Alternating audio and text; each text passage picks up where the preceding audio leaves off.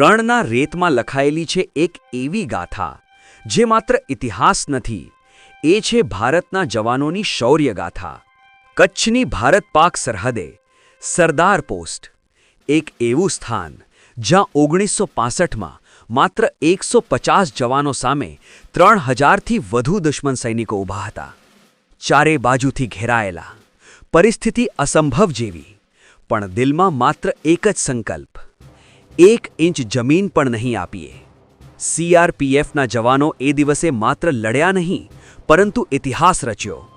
Dessert hoc operation હેઠળ થયેલા હુમલાને એવી ટક્કર આપી કે દુશ્મનને પીછેહટ કરવી પડી. વળતા પ્રહારમાં 34 દુશ્મન સૈનિકો ઠાર થયા અને 4 સૈનિકોને જીવતા પકડવામાં આવ્યા. પણ આ વિજય સહેલો નહોતો. આ વિજય પાછળ હતી 7 વીર જવાનોની શહાદત.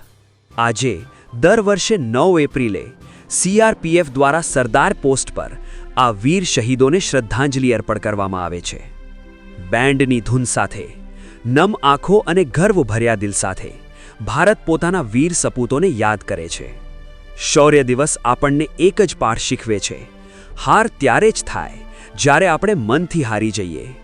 સલામ છે એ જવાનોને જેઓએ પોતાના લોહીથી લખી દીધી સરહદની રક્ષા. જય હિન્દ, જય જવાન.